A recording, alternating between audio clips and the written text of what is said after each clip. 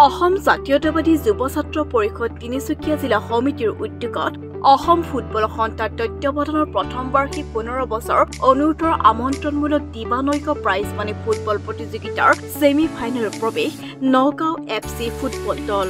কাকপথাৰ ৰাজহুৱা খেলপথাৰত অনুষ্ঠিত কোৱাৰ্টাৰ ফাইনেলত নগাঁও FCয়ে নাজিৰা গড়গাঁও ফুটবল কোচিং চেণ্টাৰত 1-0 গলত পৰাস্ত কৰে।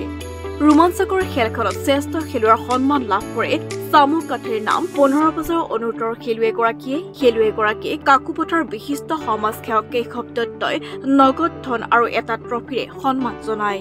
ডুমডুমা কাকপথাৰ ডিগবৈ মাৰ্ঘেৰিটা লুডিকে ধৰি 4টা স্থানৰ খেলপথাৰত অনুষ্ঠিত হোৱা ফুটবল প্ৰতিযোগিতাৰ চূড়ান্ত খেলখনি 11 ছেপ্টেম্বৰ তাৰিখে সন্ধিয়া কাকপথাৰ ৰাজহুৱা খেলপথাৰত অনুষ্ঠিত কৰা হ'ব।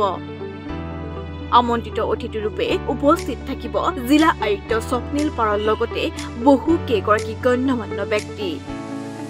চূড়ান্ত খেলখনত কাকপথাৰবাসীৰ লগতে ক্ৰীড়াপ্ৰেমী ৰাইজৰ উপস্থিতি আৰু সহযোগিতা কামনা কৰিছে উদ্যোক্তা মণ্ডলীয়ে। জাতীয়তাবাদী যুৱ ছাত্ৰ পৰিষদ তিনিচুকীয়া জিলা সমিতিৰ উদ্যোগত অসম ফুটবল সন্থাৰ তত্ত্বাৱধানত 15 বছৰ অনুৰ্ধৰ প্ৰাইজ মানি ৰাজ্যিক পৰ্যায়ৰ যি ফুটবল প্ৰতিযোগিতা, এই ফুটবল প্ৰতিযোগিতা আমাৰ কাকপথাৰ ৰাজহুৱা খেলপথাৰত আজি কোৱাৰ্টাৰ ফাইনেল হ'ল। কোৱাৰ্টাৰ ফাইনেলত আমাৰ নগাঁও FCয়ে নাজিৰা FCক 1-0 গলৰ ব্যৱধানত পৰাজিত কৰে। অহা 11 তাৰিখে আমাৰ কাকপথাৰ ৰাজহুৱা খেলপথাৰতে দিবানৈক্যভাৱে আমি যিখন ফুটবলৰ ফাইনেল, সেই ফাইনেলখন অনুষ্ঠিত কৰিম। গতিকে কাকপথাৰবাসী ৰাইজৰ উপস্থিতি আমি একান্তভাৱে কামনা কৰিছোঁ। লগতে আমাৰ এই অনুষ্ঠানটোতে আমাৰ দুটাকৈ মহিলা দলে অংশগ্ৰহণ কৰিব, যি আমাৰ ফাইনেল খেল হ'ব। ফাইনেল খেলৰ আগমুহূৰ্তত দুটা মহিলা দলে অংশগ্ৰহণ কৰিব, লগতে আমাৰ কিছুমান সাংস্কৃতিক অনুষ্ঠানত অংশগ্ৰহণ কৰিব। গতিকে সকলো কাকপথাৰ প্ৰেমী ৰাইজৰ, ক্ৰীড়াপ্ৰেমী ৰাইজৰ উপস্থিতি আমি কামনা কৰিছোঁ। আমাৰ অনুষ্ঠানত আমাৰ যুৱ ছাত্ৰ পৰিষদৰ সন্মানীয় সভাপতি পলাশ চাংমাই ডাঙৰীয়া উপস্থিত থাকিব।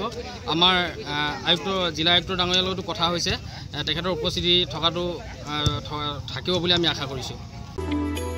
News desk report, TV news.